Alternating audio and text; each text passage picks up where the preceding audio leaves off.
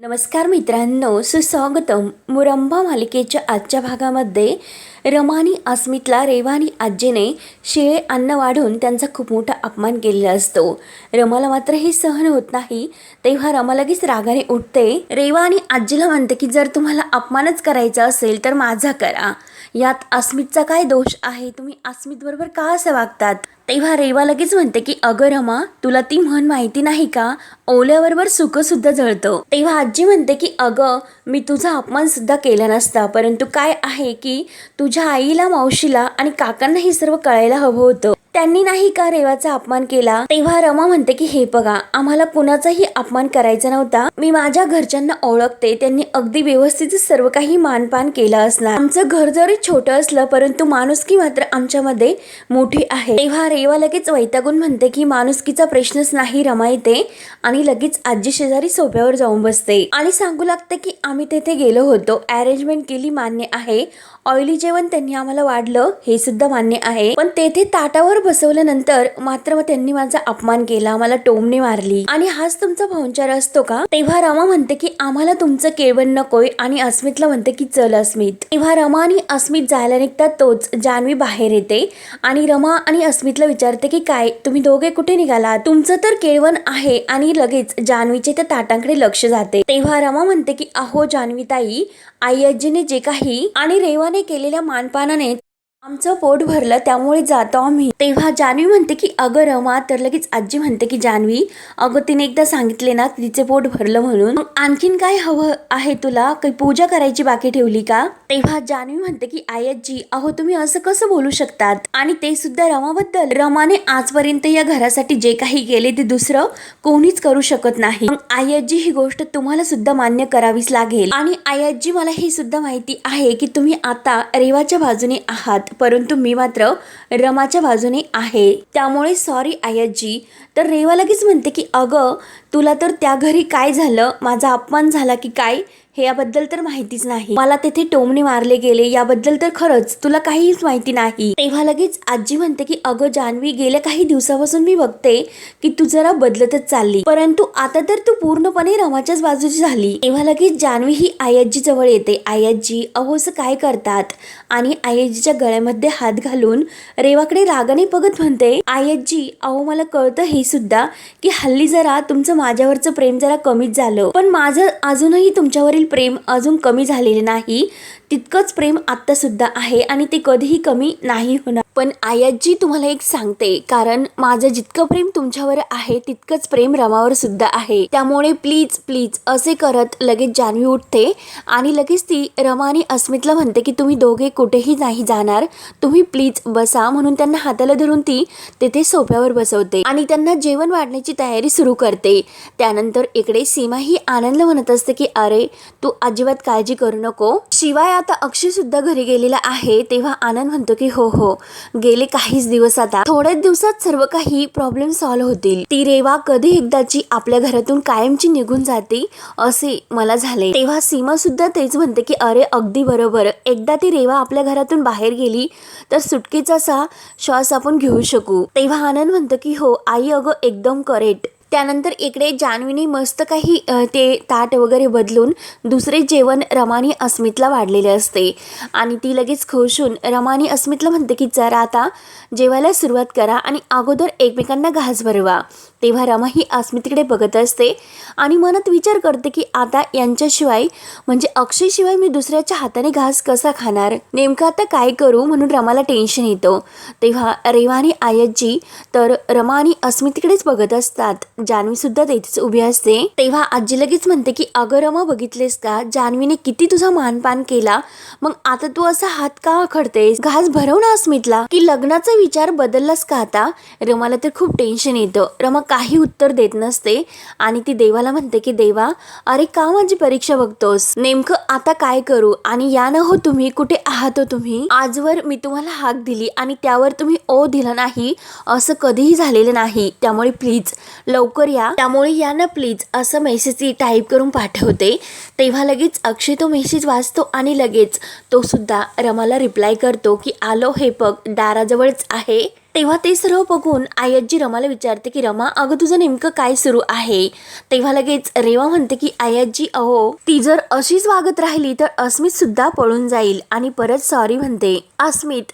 तेव्हा लगेच जान्हवीला मात्र त्या दोघींचा खूप राग येतो. रागाने ती त्याकडे बघत असते. आजी म्हणते की अगं भरव ना रमा तू अस्मितला घास. तेव्हा रमा खूप खुश होते आणि हो भरवते ना असे खुश होऊनच म्हणते. तेव्हा जान्हवी म्हणते की अगं 1 मिनिट थांब, मी रेकॉर्ड करते, व्हिडिओ होईन मस्त.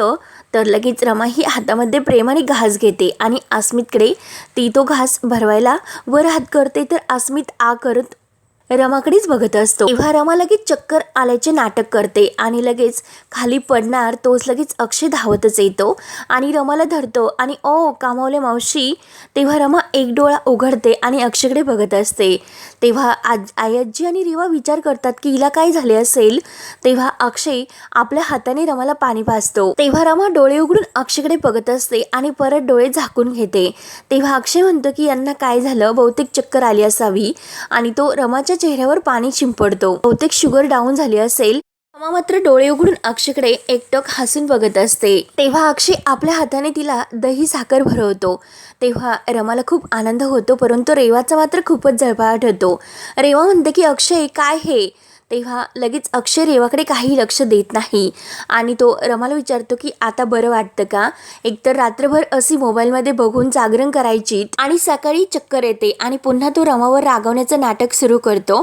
म्हणजे चक्कर आली आता हे नाटक करून 4 दिवस सुट्टी मात्र आणखीन घेऊ नका आणि आता आराम करा. तेव्हा आजीला लगेच खूप राग येतो. आजी म्हणते की हो हो तिला तू आराम करायला सांग आणि इकडे आमची झोप मात्र उडव. तेव्हा अक्षय म्हणतो की का ग आजी, मी काय केलं आता. तेव्हा आजी रागावून म्हणते की अगदी मूर्खपणा केलास तू. तेव्हा अक्षय विचारतो की अगं आजी काय केलं मी असं. तेव्हा रेवा म्हणते की अरे अक्षय तुला दिसतं ना काय चाललं ते. केळवण आहे या दोघांचं. तेव्हा अक्षय त्या दोन्ही ताटांकडे लक्ष घालतो आणि अरे बापरे, खरंच मला तर माहितीच नव्हतं. मी तर असं आलो आणि समोर हे बघितलं म्हणून मदतीला धावलो, बाकी काही नाही. तेव्हा आजी रागाने म्हणते की काय रे, तू तर सीमाला घेऊन हॉस्पिटलला गेला होता. तेव्हा अक्षय म्हणतो की हो अगं आजी गेलो होतो, परंतु काय झालं की तेथे गेल्यानंतर आठवले की तिची जी काही आईची जुनी फाईल आहे ती तर आम्ही घरीच विसरलो, म्हणून ती फाईल घेण्यासाठी परत घरी आलो होतो. आणि तो रमाला म्हणतो की वहिनी अहो आराम करा, म्हणजे आई आजी आणि रेवासमोर नाटक करत. तेव्हा अक्षय आपल्या रूममध्ये जाण्याचं नाटक करतो आणि दरवाजा उघडून दरवाजात उभा राहून तो रमाकडे एकटक बघत असतो. त्यावर रेवा म्हणते की आई आजी अहो आता काय करायचं. तेव्हा आजी म्हणते की आता काय करायचं म्हणजे भजन. आणि तोरत आई आजी रागाने आतमध्ये निघून जाते आणि रेवा सुद्धा अस्मिता आणि रमाला म्हणते की कंटिन्यू असे बोलून ती सुद्धा आई आजीच्या मागे जाते. तेव्हा अस्मित जान्हवीला म्हणतो की मी काय म्हणतो तुम्हाला, आता झाले ते सर्व ठीक आहे, मग ही खीर मी खाऊ का, एकतर खूप भूक लागली. तेव्हा जान्हवी म्हणते की हो हो प्लीज खा ना. आणि रमाला म्हणते की तू पण जेवायला सुरुवात कर. तेव्हा रमा मात्र अगदी खुश होऊन अक्षयकडे बघत असते. अक्षय तिला खुणावतो की कसं वाटलं नाटक. तेव्हा रमा म्हणते की खूपच छान, असे खुणावूनच बोलतात आणि एकमेकांकडे बघून ते रोमॅन्टिक होऊन हसतात आणि रमा मस्त खीर खात अक्षयकडे बघत असते. त्यानंतर रमा ही आपल्या अंथरुणावर झोपलेली असते. पहाटेचे 4 वाजतात. तेव्हा शशिकांत मुकादम मात्र बाहेर येतो आणि तेथील एक काडीच्या पेटीतील काडी घेऊन तो आपल्या दातामध्ये घालतो आणि बाहेर जातो. तर रमाचे याकडे लक्ष जाते. तेव्हा रमा लगेच आपल्या मोबाईलमध्ये पाहते तर पहाटेचे 4 वाजलेले असतात. रमा विचार करते की इतक्या पहाटे 4 वाजता शशिकांत मुकादम कुणाला भेटायला निघालेले असतील, म्हणून रमाला थोडासा संशय येतो. त्यानंतर सकाळ होते. त्यानंतर अक्षय झोपलेलाच असतो. सकाळचे 6 वाजतात. अक्षयला छान झोप लागलेली असते. तेवढ्यात जे पाटील साहेब इन्स्पेक्टर असतात तर त्यांचा फोन अक्षयला येत असतो. तेव्हा अक्षय विचार करतो की इतक्या सकाळी सकाळी कुणाचा फोन असेल, म्हणून उठून तो फोन घेतो आणि हो इन्स्पेक्टर साहेब पाटील बोला ना असे म्हणतो. तेव्हा इन्स्पेक्टर साहेबांनी जी काही त्यांना बातमी दिलेली असते ती बघून अक्षयला तर शॉक बसतो. तेव्हा अक्षय लगेच फोन ठेवल्यानंतर उठतो. तोपर्यंत लगेच रमा ही तयार होऊन फ्रेश होऊन अगदी किचनमध्ये येते आणि चहा टाकत असते. अक्षय धावतच रमाजवळ येतो. तेव्हा रमा इतक्या सकाळी अक्षयला उठलेला बघून विचारते की काय हो, तुम्ही इतक्या सकाळी का उठलात? तेव्हा अक्षय म्हणतो की रमा अगं बातमीच तशी आहे.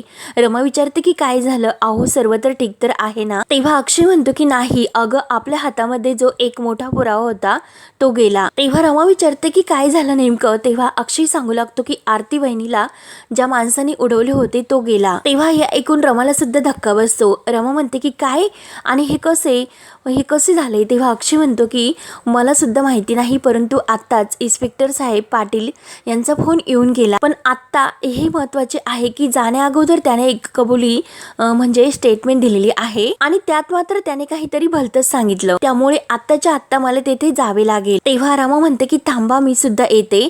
अक्षय म्हणतो की अगं तू कशी येशील? तेव्हा रमा म्हणते की अहो येशील म्हणजे काय, मी तुम्हाला एकट्याला कुठेही नाही जाऊन देणार. तेव्हा अक्षय म्हणतो की अगं रमा, मी काहीतरी कामाचं नाव म्हणजे सांगून बाहेर पडू शकतो, परंतु तू कशी बाहेर पडणार, ते पण आता या वेळेला? तेव्हा रमा म्हणते की ठीक आहे, मी सुद्धा काहीतरी कामाचं कारण सांगूनच बाहेर पडते. हो, मी असं सांगते की लग्नाची खरेदी करायची. तेव्हा अक्षय म्हणतो की हे सर्व ठीक आहे, परंतु अगं आपल्या घरी ती पार्टी आहे ना, मग तुला सर्वजण शोधत बसतील. तेव्हा रमा म्हणते की अहो पार्टी महत्वाची आहे का आता? ती बॅचलर पार्टी केल्यानंतर तुम्ही लग्न करणार आहात का? काय संबंध आहे त्या पार्टीचा? त्या पार्टीपेक्षा आता ज्या काही गोष्टी आहे त्या खूप महत्त्वाच्या आहेत. आपल्याकडे एकतर खरंच वेळ कमी आहे, नाहीतर खरंच लग्न होतील, त्यामुळे आपल्याला हे लवकरात लवकर सर्व करावे लागेल. तेव्हा अक्षय म्हणतो की ठीक आहे, मी कामासाठी काहीतरी महत्त्वाचं सांगून बाहेर पडतो आणि तू मात्र तुझ्या शॉपिंगसाठी निघ. त्यामुळे तुम्हाला पुढच्या चौकामध्ये भेट, आपल्याला बोरला जायचं. आणि तयार हो असे बोलून अक्षय लगेच आपल्या रूममध्ये तयार होण्यासाठी जातो. त्यानंतर जेथील पाटील साहेबांनी अक्षय आणि रमाला लोकेशन पाठवलेले असतात तर त्या ठिकाणी येऊन पोहोचतात. रमा विचारते की हे घर आहे का? तेव्हा अक्षय म्हणतो की हो, मला पाटील साहेबांनी हेच लोकेशन पाठवले होते आणि हेच असेल. तेव्हा ते आत येतात आणि आतमध्ये आल्यानंतर जे काही प्रकार असतो तर ते बघून रमा आणि अक्षयला तर धक्काच बसतो, कारण जो काही तो गुंड आहे त्याला मारले गेलेले असते आणि त्याच्या घरामध्ये सर्व काहीही तपासणी सुरू असते. म्हणजे सर्व काही इकडे तिकडे इन्स्पेक्टर साहेब आणि पोलीस शोधत असतात की नक्की काहीतरी पुरावा मिळतो की काय. अक्षय त्यांना विचारतो की हेच त्यांचं घर आहे का? तेव्हा इन्स्पेक्टर साहेब म्हणतात की हो हो, पण हे झालेच कसे? तेव्हा अक्षयने असे विचारल्यानंतर इन्स्पेक्टर साहेब म्हणतात की माहितीच नाही, कारण आम्हाला सुद्धा फोनच आला होता. तेव्हा अक्षय म्हणतो की हो, परंतु नेमकं झाले काय झाले असेल? तेव्हा इन्स्पेक्टर साहेब सांगू लागतात, आम्ही येथे आल्यानंतर हा माणूस खरंच खूप खुश होता. त्याने आम्हाला असे सांगितले होते की जसा मी जेलमधून सुटलो तसा मला कोणी जॉबला घ्यायला तयार नव्हते, माझ्या अंगावर इतक्या काही केसेस असल्यामुळे, परंतु येथे आल्यानंतर मला लगेच जॉब मिळाला आणि त्याने आम्हाला पेढे सुद्धा ऑफर केले. तर अक्षय म्हणतो की काय, त्याने तुम्हाला पेढे सुद्धा दिलेत? इन्स्पेक्टर साहेब म्हणतात की हो यस, परंतु आम्हाला मात्र काहीतरी संशय आला म्हणून ते पेढे आम्ही बाजूला ठेवले होते. तेव्हा इन्स्पेक्टर साहेब सर्व घडलेला प्रकार हे अक्षयला आणि रमाला सांगत असतात, कारण आम्ही जेव्हा येथे आलो होतो तेव्हा तो खूप खुश होता आणि त्याला जॉब मिळाला म्हणून तो पेढे आम्हाला देत होता. तेव्हा मात्र इन्स्पेक्टर साहेब त्याला म्हणलेले असतात की ते पेढे खाली ठेव, आम्हाला एकही पेढा नको, आणि जर तुला हा जॉब स्वीकारायचा असेल तर अगोदरचे रेकॉर्ड सर्व क्लिअर करावे लागतील आणि इतक्या रात्री फोन करण्याची काय गरज होती? तेव्हा लगेच तो म्हणतो की अहो मी जाम खुश आहे, मला नोकरी मिळाली. परंतु इन्स्पेक्टर साहेब म्हणतात की जे काही रेकॉर्ड आहे ते क्लिअर कर, म्हणजे आम्ही तुम्हाला जे काही प्रश्न विचारतील त्याचे व्यवस्थित असे स्टेटमेंट देऊन यामध्ये कोण कोण इग्नोर आहे असे विचारतो आणि त्यांची नावं आम्हाला सांग. तेव्हा मात्र तो विचारात पडतो, त्याला खूप टेन्शन येते. इन्स्पेक्टर साहेब त्याला समजवतात की हे जे काही तू सांगशील ते सर्व तुझ्याच फायद्याचे आहे, त्यामुळे जे काही सांगशील ते अगदी खरे खरे सांग. तेव्हा तो माणूस म्हणतो की हो साहेब, मी स्टेटमेंट देण्यासाठी तयार आहे, घ्या तुम्ही ते स्टेटमेंट. आणि ते अक्षयला आणि रमाला सांगत असतात की त्यानंतर त्याने आम्हाला स्टेटमेंट देण्यासाठी सुरुवात केली आणि त्याने जे काही स्टेटमेंट दिले ते आम्ही रेकॉर्ड सुद्धा करून घेत होतो. त्यावर रमा विचारते की पुढे नेमकं काय घडले, आणि त्याने आम्हाला रमा मुकादम यांचं नाव घेऊन ते म्हणजे त्यांनीच आम्हाला त्यांना मारण्याची सुपारी दिली होती असं रमा मुकादम यांच्याबद्दल नाव घेतलं आणि लगेच बोलता बोलता त्याला चक्कर येते आणि त्याच्या तोंडातून फेस बाहेर येतो. म्हणजे त्या पेढ्यातून करून त्याला विष देण्यात आलेले असते आणि त्याला मारण्याचा प्रयत्न केलेला असतो.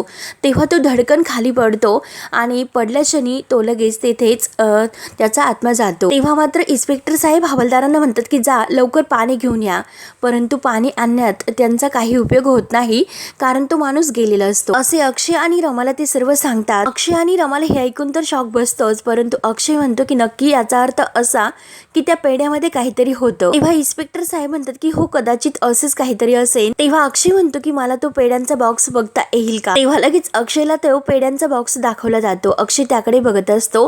रमा विचारते की विषबाधा झाली असेल का.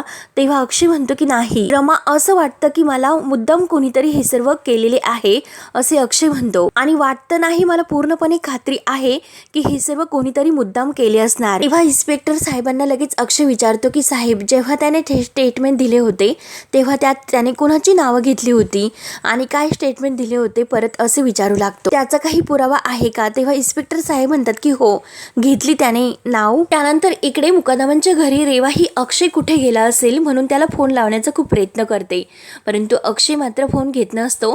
रेवा वैतागून जाते आणि त्याची वाट बघत असते आणि तेवढ्यात जान्हवी बाहेर येते आणि रेवाला इतकं पडलेला चेहरा बघून विचारते की काय ग रेवा, काय झाले, तू अशी का बसलीच.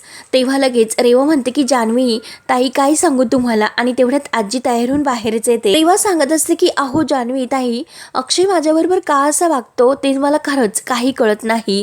तर आजी हे सर्व ऐकून विचारते की अगं रेवा काय झाले. तेव्हा रेवा म्हणते की आई आजी अहो मला अक्षयने सांगितले की तो ऑफिसमध्ये जातोय म्हणून, परंतु मी स्वतः ऑफिसमध्ये विचारले आणि ऑफिसमध्ये जाऊन सुद्धा बघितलं, परंतु अक्षय मात्र तेथे कुठेही नाही. तेव्हा जान्हवी म्हणते की अगं त्यात इतकं पॅनिक होण्यासारखं काय आहे, तो दुसऱ्या कुठल्या तरी कामासाठी गेलेला असेल. तेव्हा रेवा म्हणते की असं कोणतं काम असू शकतं की त्याबद्दल तो मला काहीच सांगू शकत नाही. तेव्हा जान्हवी म्हणते की अगं कमॉन रेवा, अगं आता तुमचं लग्न जवळ आलं, मग काहीतरी अशी गोष्टी घ्यायच्या असतील कारण सर्व काही शॉपिंग तर करायची आहे, मग अशी प्रत्येक गोष्ट तो तुला सांगूनच करणार आहे का, असेल काहीतरी त्याचं महत्वाचे काम. आणि हे बघ ऐकून घे, एक खूप महत्वाची गोष्ट मी तुला त्याबद्दल सांगते. हे जे नवरे असतात ना, आपण जर त्यांच्या जास्त मागे पुढे केले तर ते अजून आपल्यापासून लांब पळतात, त्यामुळे मात्र तू थांबून घे, अक्षयच्या मागे पळण्याचा प्रयत्न करू नकोस.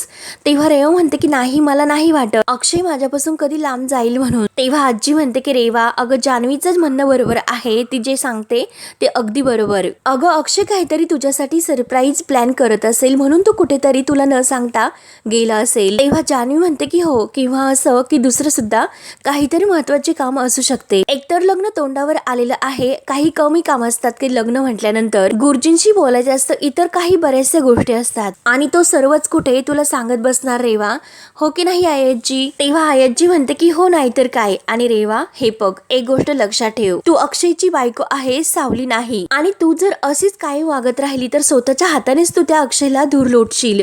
तेव्हा रेवा मात्र वैतागलेलीच असते. रेवा म्हणते की आयजी अहो मला तुमचं म्हणणे सुद्धा मान्य आहे, तुम्ही दोघी सुद्धा अगदी करेक्ट बोलतात, परंतु मला एका वेगळ्याच गोष्टीचा डाऊट येतो. तेव्हा आजी म्हणते की काय ग डाऊट आणि कसला. त्यानंतर इकडे इन्स्पेक्टर साहेब अक्षय आणि रमाला जे काही त्या माणसाने स्टेटमेंट दिलेलं असतं तर ते आपल्या मोबाईलमध्ये इन्स्पेक्टर साहेबांनी रेकॉर्ड करून घेतलेलं असतं आणि ते रमा आणि अक्षयला ऐकवतात की तेव्हा त्यामध्ये तो म्हटलेला असतो की साहेब अहो मला ज्या मॅडमने सुपारी दिली होती त्या आरती मॅडमला उडवण्याची म्हणजे त्या गाडीची, तर ती म्हणजे एका रमा मुकादम नावाच्या मॅडमने दिली होती. तेव्हा त्याचे जे काही स्टेटमेंट आहे ते ऐकून अक्षय आणि रमाला मात्र धक्का बसतो, कारण त्याने असे चुकीचे स्टेटमेंट का दिले असेल आणि ते सुद्धा कुणाच्या तरी सांगण्यावरून हे सर्व केले असेल हे अक्षय आणि रमाच्या लक्षात येतं. तेव्हा रमा म्हणते की काय मी, अहो माझं नाव का घेतलं असेल, मी खरंच काही केलेलं नाही, तुम्हीच सांगा की मी असं का करेल, तुम्ही सांगा त्यांना. तेव्हा अक्षय म्हणतो की रमा शांत होतो, मला सुद्धा माहिती आहे आणि अगं साहेबांना सुद्धा माहिती आहे. तेव्हा अक्षय इन्स्पेक्टर साहेबांना म्हणतात की साहेब अहो हिलाच उडवण्याचं त्या माणसाला सुपारी दिली होती, मग ही जी काही हिलाच उडवायचं असेल तर स्वतःला उडवण्याची सुपारी का देईल. तेव्हा इन्स्पेक्टर साहेब म्हणतात की सर आम्हाला तुमचं खरंच सर्व मान्य आहे, पण त्याने मात्र यांचंच नाव घेतलेलं आहे. तुम्ही तर म्हणत होतात की हे सर्व रेवा राजाध्यक्ष यांनी केलं, मग ह्या माणसाने मरण्यापूर्वी तुमच्या बायकोचं स्टेटमेंट मध्ये नाव का घेतलं असेल. तेव्हा अक्षय आणि रमा हे धक्क्याने लगेच इन्स्पेक्टर साहेबांकडे बघत असतात. तेव्हा रमा म्हणत असते की खरंच मला माहिती नाही की त्यांनी माझं नाव का घेतलं असेल, पण मी तुम्हाला खरंच सांगते की मी असं का करेल. तेव्हा इन्स्पेक्टर साहेब म्हणतात की हे बघा रमा मॅडम, आम्हाला तुमचं सर्व काही कळते, परंतु स्टेटमेंट मध्ये तुमचं नाव पुढे आल्यामुळे आम्हाला काहीतरी ऍक्शन घ्यावीच लागेल. तेव्हा रमा म्हणते की कसले ऍक्शन, तर इन्स्पेक्टर साहेब म्हणतात की तुम्हाला अटक करावी लागेल. ते ऐकून तर अक्षय आणि रमाला आणखीनच धक्का बसतो. तेव्हा रमा ही टेन्शन मध्ये अक्षयकडे बघत असते आणि अक्षय सुद्धा रमाकडे. तर हा भाग येथे संपतो. पुढील भागामध्ये इन्स्पेक्टर साहेब रमाला विचारतात की तुम्हाला कोणावर डाऊट आहे का, तर रमा लगेच म्हणून जाते की रेवा. आणि तेवढ्यात रमाच्या सर्व काही लक्षात येते, म्हणजे शशिकांत मुकादम. तेव्हा रमा लगेच म्हणते की हो, अजून एका माणसावर माझा संशय आहे. तेव्हा रमा म्हणते की शशिकांत मुकादम म्हटल्यानंतर अक्षयच्या पायाखालची जमीनच हलते. अक्षय धक्क्यानेच रमाकडे बघत असतो, कारण जेव्हा शशिकांत मुकादम पहाटे कुठेतरी गेला असतो हे रमाला सर्व काही आठवते आणि नक्कीच शशिकांत मुकादमने त्या माणसाला मारलेले असणार, हे सर्व काही रमाच्या लक्षात येते. तेव्हा आता रमा पुढे काय काय करत राहणार आणि अक्षय तिची प्रत्येक गोष्टी साथ देऊन या संकटातून कसे रमाला सोडवणार हे बघण्यासाठी आपल्या चॅनलला नक्की सबस्क्राईब करत राहा. धन्यवाद.